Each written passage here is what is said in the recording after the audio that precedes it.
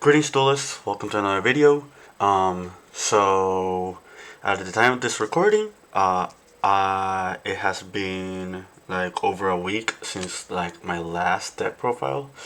I've played at more locals events, and I played against a lot of more different decks, and I figured I'd share changes I did with the Scareclaw list. I wanted to share my matchups. I wanted to share a lot of interesting things that I've noticed when I was playing the strategy. Um, as you guys already know, the 250th YCS is right around the corner. It's this next weekend. It's going to be a very, very big event. A lot of players are still wondering what deck they should take for that event. Like, I'm already sold. I'm already convinced. If I were to play at that event, this probably would have been the deck I would have played, like 100%. Not the exact list probably, but at least the same deck. Like I'm already far than convinced. I think Scareclaw is really powerful as a strategy. After playing for locals over 20 duels, um, and facing a lot of more different matchups, I felt like I had enough data, enough recollection, enough practice, enough um, notoriety, just to be sold on this strategy. Um, as I said, I'm going to go through the list. I'm going to explain changes I did from the last list I showed. And then I'll be talking about my matchups. I'll be talking about some stuff that are relevant, that I found, and maybe some possible changes. Um, Without further ado, let's begin. For monsters, 3 aggro, 3 Balloon, 3 Astra, 3 Reinhardt, Visa Starfrost, the honorary Scareclaw. That puts us at 13 names.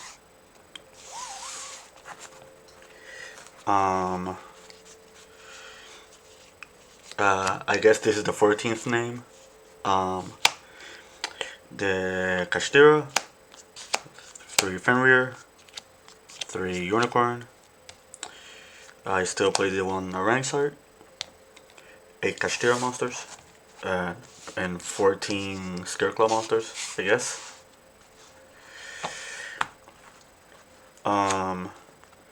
Enchantress, Griffin. That's it for monsters. I think it's 25. If I am not mistaken, it's 25 monsters. Let's go to spell cards. Triple Rephobia, Triple Arrival, 2 Pressured Planets, Theosis Birth, Triple Right, Faithful, Draco Back,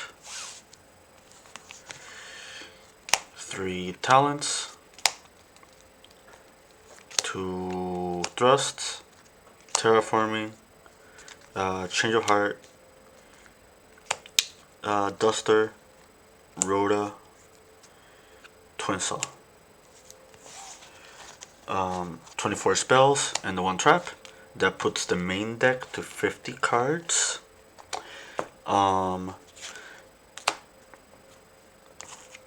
Extract, Lightheart, Triheart, Spider, Asa, Dark, Unicorn, Access Code, Goddess, Rise Heart, Big Eye, Shangri-Ira, Baron the Floor.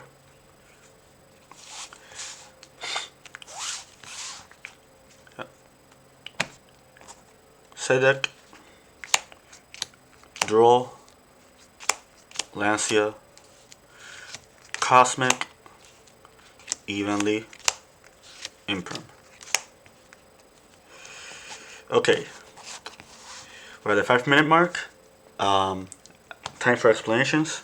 I'll start with the deck changes. From my last list, the main change I did is I added Change of Heart.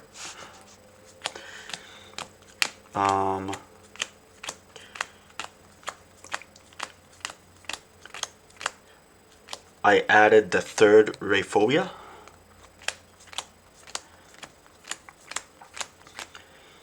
I added 2 unicorns. The rest of the main deck is the same as the last deck profile. So explanations. I'll start with unicorn. I figured that as I played more games, that unicorn is just a really strong standalone card. Like, my theory for playing one unicorn in the past was that Fenrir was a stronger opener if I went second. However, the thing about unicorn is it has slightly higher attack than Fenrir. It's a +1 if it resolves by itself. It can add recursion. Having a card that can threaten the opponent's extra deck, like at ease, is also very strong. So, despite the card not being as strong as Fenrir, I felt it was still strong as a standalone card if you went second. And if Unicorn ever resolved, like, you're far ahead in the game, because this will grab Theosis, Theosis will grab Fenrir, Fenrir will grab your race, a third name, and like you're just snowballing advantage. So I just figured just having another like card I can open with that can like be an extra extender, an extra body on board, help with the Kashtira combo, and just like being a beater kind of warranted playing maxing out on the copies of Unicorn. Rayphobia. My if you saw my previous deck profile, I brought up that I wanted to play the third one after I played against Sprite like a bunch of times. Like I noticed after like the first few duels is like if you ever get to a grind game,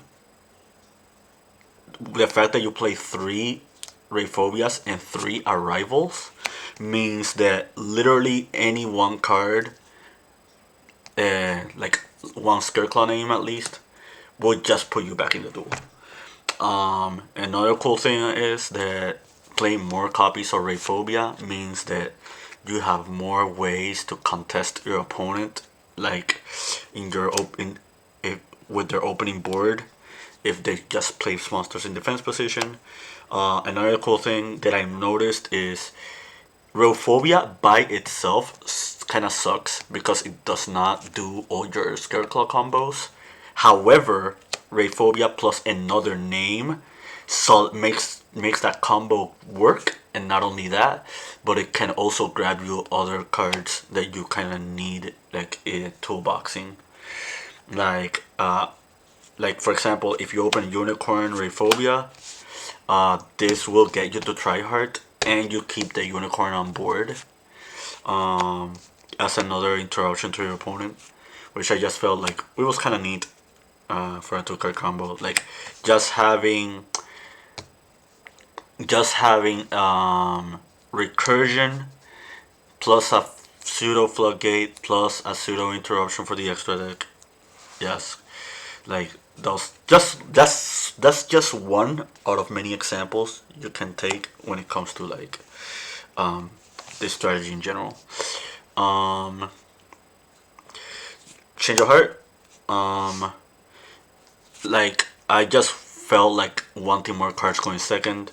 I never drew this card so I can't give you a really good opinion. Like, it's weird. Out of 20 games, I never saw this.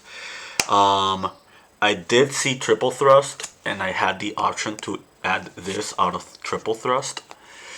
Um, I think I did that once.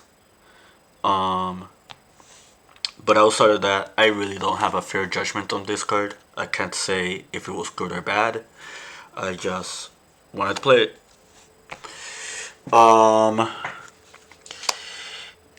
from the extra deck, I added number 11. Um, and I also added Shangri-Ira. I took out the two synchros that were the two level 9 synchros that were alongside Burn. Uh, I just figured since I upped the Kashtira count, I just wanted more rank 7s as options for toolbox. Something really really cool about this deck is that you have room for like cool generic cards that can just serve like a toolbox just so you can deal with a lot of situations in the off chance that you just cannot end on tryhard. Like you have an option for tower monsters, you have an option like just to try to break boards. Um, you have you have a way a card that can really really just win the mirror match. It's not just a mirror match. You can use this against like other decks.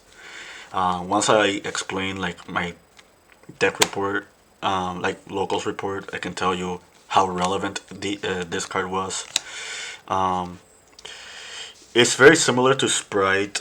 At least Big Guy is very similar to Sprite in the off chance that like they play a lot of cards that switch control over to you, like enemy controllers, for example.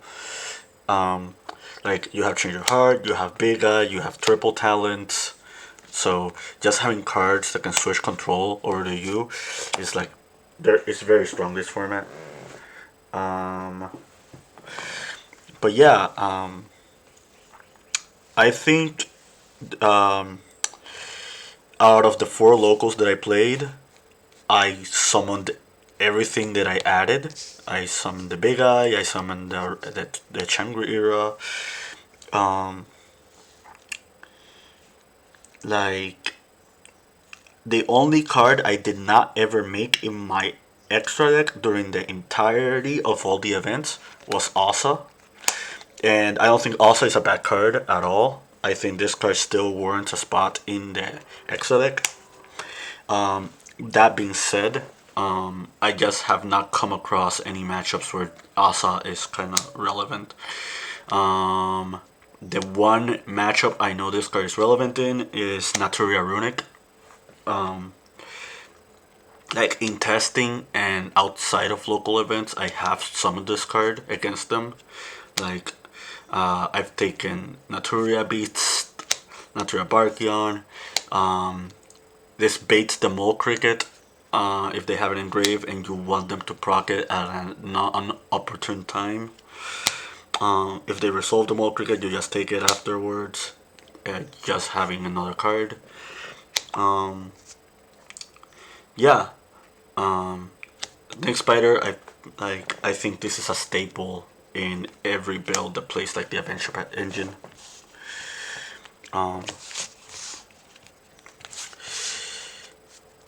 So for side deck, the only change I made was instead of playing Shifter, I'm playing Lancia. So the consensus on Lancia is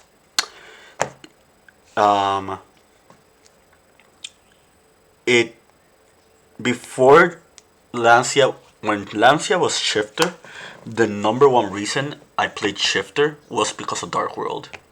Again, like I said earlier, I wanted to cover as many matchups as possible because in this format, you're going to play against a lot of different decks. Like, you're going to play against at least 10 to plus different decks. If you're lucky, you only face meta, but I want to cover more ground, but at the same time, I wanted more utility for like the more popular decks. So back then, I played Shifter, and after a while, except for my recast on Avalon opponent, like on the first week, I just arrived at the conclusion that Shifter is just not that needed. This card functions well into Dark World because it shuts down gates, it shuts down Ascension, it shuts down Allure of Darkness if they ever play that. Um, so it's not horrible against them. Um, the number one reason for this is pretty much the Kashtira matchup. I just wanted more cards against them besides just Droll and Imperm. Um, like, I arrived at the conclusion that I really don't need cards like Evenly Matched versus them. Um, if I open cards like these, we're talking about 9 spots. That's more than enough cards to deal with them. Added with the fact that I'm already playing like other really cool board breaking cards against them, like Triple Talents. Um, this also contests against Evenly Matched. I got evenly matched like 8 times in the past for locals. So just knowing that you can have a card against that, considering how popular that card is in the format, is really good. If I see a deck that plays Part of Prosperity and can play other utility cards that banishes, I'll also cite this in. Like pretty much like as a stronghold. Um, One matchup that it's not that I've been struggling against it, but one matchup that I don't like in particular is Sword Soul, Sword Soul Tenyi, and my issue with Sword Soul Tenyi is that um, some of these cards, like for example, I'll give you Droll and Evenly Matched as good examples. They're not bad against Sword Soul, but my issue with Sword Soul has always been that it's an all gas no breaks deck. It's like either they open mediocre or they open like insane. If they open mediocre, half of these cards just don't work. Like like for example, I'll give you a draw for example. If they open mediocre, that means they didn't open like emergence, or they didn't open like a card to add another card, or they didn't open desires, and draw just felt mediocre whenever they just opened suboptimally. However, if they did open like optimally, like opening like the heavenly circle alongside desires or stuff like that, then draw is perfect because you kind of stop them from overextending with their already good hand. Um, so I just wanted a card that kind of helped a lot against Sword Soul, even though they open mediocre hands, and I just felt Lancia was a really good pick. If they open Tenjis, this pretty much shuts down all the Tenji plays that they have. This shuts down desires. If they if they want to contest your board and they summon Chijiao, this stops that too. They stud again evenly matched. So yeah, I just felt like utility wise, Lancia was just way more prevalent. I did face a dinosaur player yesterday. Shoutouts to Jeremy.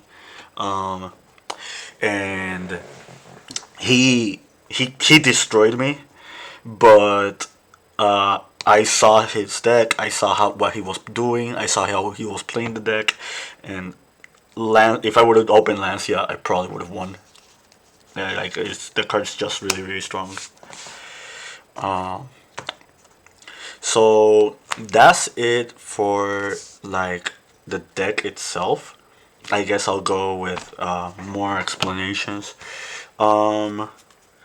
So I faced a lot of different decks, as I mentioned beforehand. The first time I profiled this deck, I only played against Kashtira, Sprite, and Rika's on Avalon. Now I faced a lot of other different decks. I faced Labyrinth, I faced Trap Tricks, I faced Naturia Runic ones, I faced Branded, I faced Dinosaurs, I faced Kashtira again, and I'm trying to remember what else. I kept playing against Adventure Sprite a lot. I played against Sword Soul. That's also relevant. So,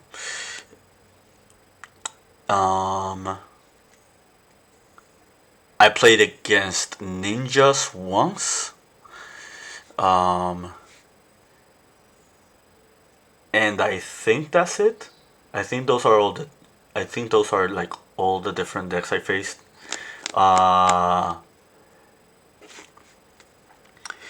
So I guess I'll go with how my locals went. I've played 4 different locals. I ended undefeated in one of them. I ended up X1 against one of the in one of them, and I finished X2 in 2 of them. So uh, that's 20 games because all the locals were 5 rounds each. I lost 5 matches in total. I'll go talk about my losses first. My first loss was at the second locals, the first locals that I played. That I finished as one. I lost to Kashtira. We went to game 3. Game 1, he 5 zone locked me. Like as you can see, there's not really a lot of cards that can deal with that.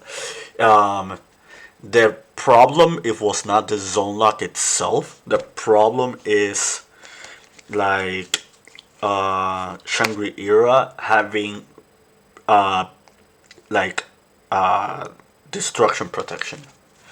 The reason that that's relevant is because of Rayphobia. Because it doesn't matter how many zones they lock, they cannot lock the field spell zone. Meaning that you have a card that you can activate to deal with their board if they lock your zones of zone traps or they lock your zone of monsters. In my case, they locked the zone of monsters, but I did not open like any card in particular that would have made it so I could break the board besides Rayphobia. And since this cannot be destroyed by card effects, Rayphobia's destruction effect couldn't help there. I'm also not playing kaiju, so I was also not playing like cards to out the zone lock. So that's what happened one game. Second game, I just I pretty much built a full board, and that was like enough for them. And this goes back to the explanation of like sighting patterns. Like when you're facing Kashtira, you have to respect the zone lock, but at the same time, your deck is already strong enough for a right hard pass, and I felt like these 9 cards were good enough to cover either be prevented from being zone locked or just dealing with a right hard pass.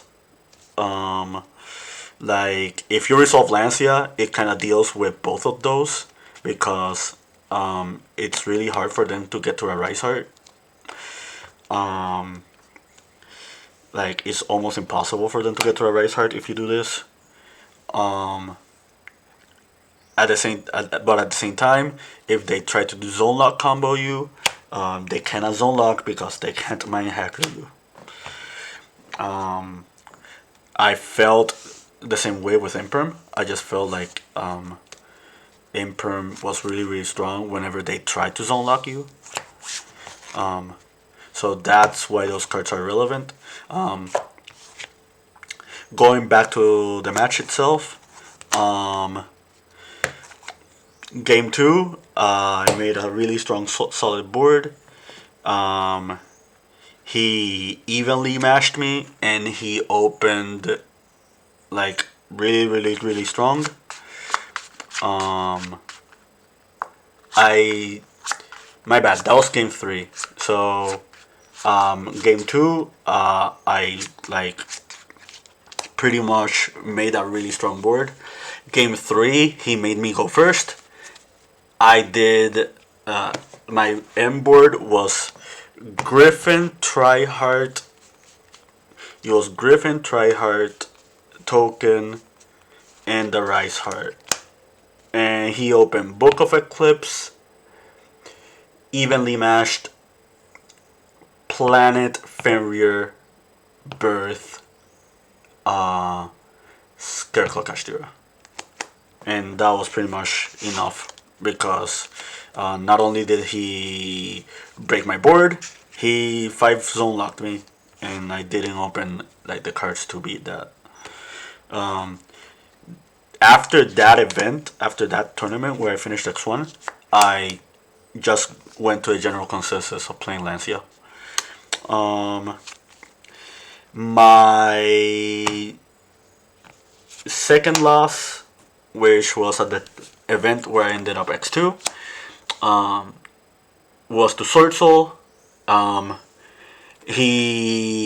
Sword Soul opponent opened Baron Shijiao 2 traps pass. However, he also had Ash Blossom. He had Ash Blossom Veiler, and he also had Ash Blossom Veiler. The second card set was Imperm, and he had follow up for next turn. And that's pretty much like the thing about Sword Soul is like if they open good, they open good. My second loss was at that same event was to Labyrinth. He like he went first. His like board was really, really strong. He main Solemn Judgment, so he solemned like one of my board breaking cards. And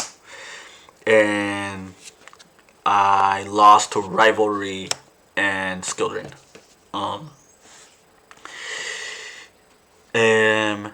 So that was the event I ended up X2. The first event. The second event that I ended up X2 was yesterday.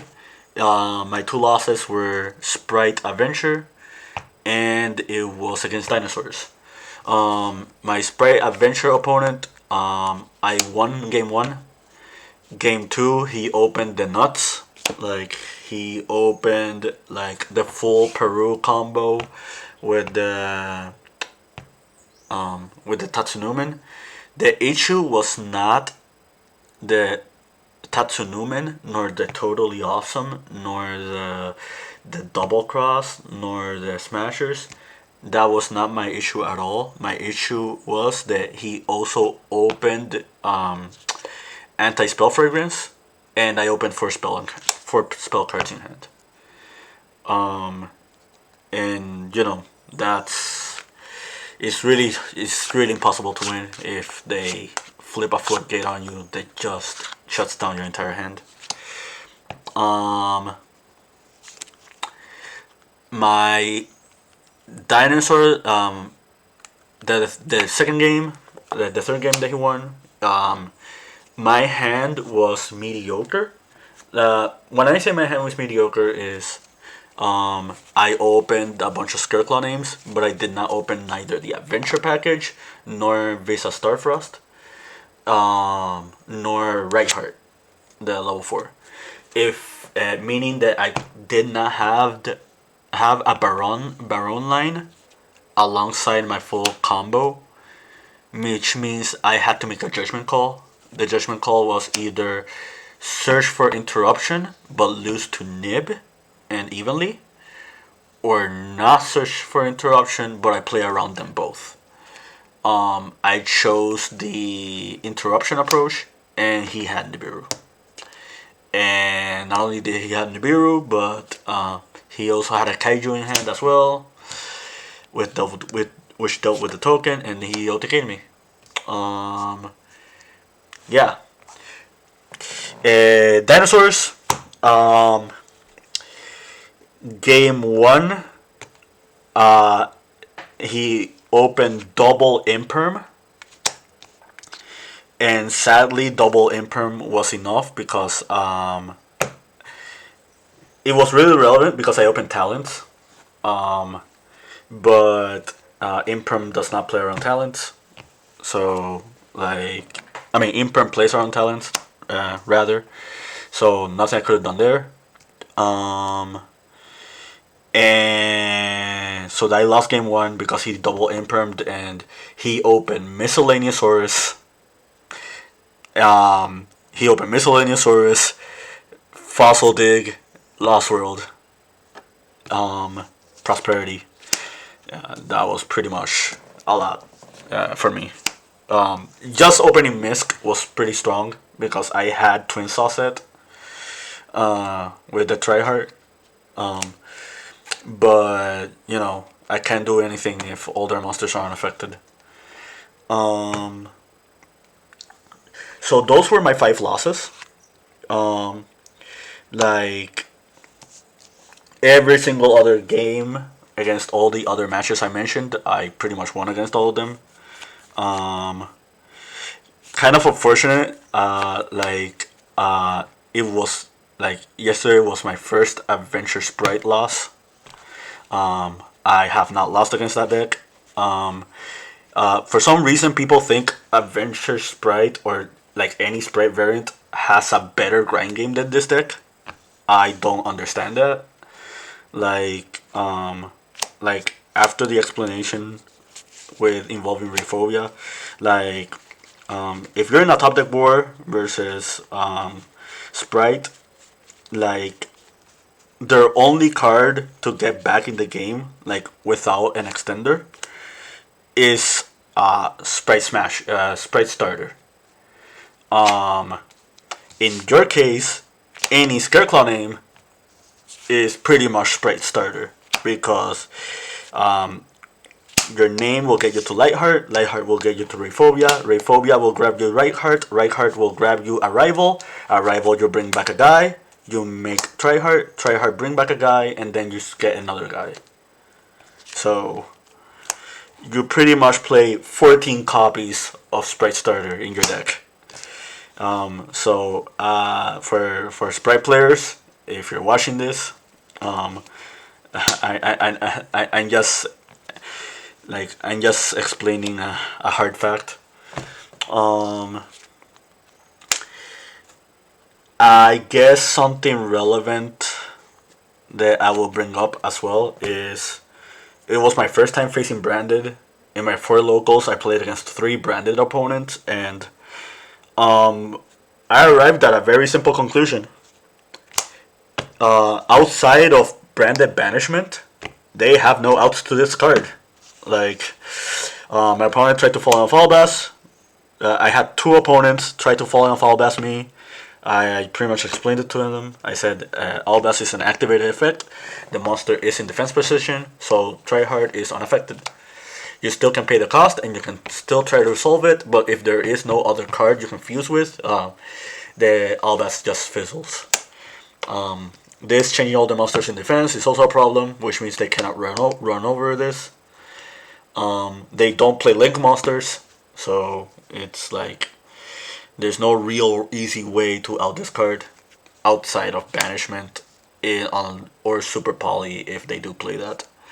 But Super Poly is not super searchable. So yeah, that's it for branded. Against Trap Tricks, which is it was my first time at locals facing it. I faced 2 of them. I pretty much arrived at the conclusion that their trap holes are annoying, but you can play around a lot of those. I'm not playing an exactly Kashtira deck, so if this was pure Kashtira, the matchup probably would have been really hard, But one cool thing about trap tricks is that you can bait their trap hole cards with your Kashtira cards, and then just use your actual summons for your Scareclaw after you baited all their trap cards. Same thing with the adventure package. Um, like um, the fact that they cannot floodgate trap hole whatever you summon. Um, Not many trap trick lists are playing evenly. I mean, not evenly. Bottomless. They're not playing bottomless. And you cannot time space trap hold the token either. And you have Great Digger's trap hole for like the Griffin Rider if you want to summon it from hand. Um, but that's about it. Like there's outside of bottomless, there's pretty much, or I guess the Delusion trap hole, the new one, I guess also works. But outside of those two, there's no real trap hole card that can deal with this card. Um, so that's very important. Um, my only Kashtira loss, I already explained it. It was pretty much variance. Like your engine is stronger than theirs. Like I faced three other Kashtira players at the four locals. I pretty much won against all of them. Um, that matchup is really not that hard. Um, some people cited Shifter against me, and they like it's true. Shifter shuts down Arrival and makes it so you don't make it to try hard. But like with the Adventure and the Kashtira engine alongside it, and like other utility cards you can summon from the extra deck, I don't think you're just going to lose to Shifter on the spot. Like, yeah, you lose your ability to get to try hard consistently, and you lose a way for follow up, like proper follow up outside of looping Lightheart with Rayphobia, which is another reason why triple Rayphobia is relevant. Um, but yeah, Shifter just doesn't do a lot against this deck. Um, I already explained about Dimensional Barrier. That card doesn't do anything against me either. Um, I lost once against Labyrinth. I played against Labyrinth 3 times. That same opponent who beat me the first time with Labyrinth, I ended up winning against him later on.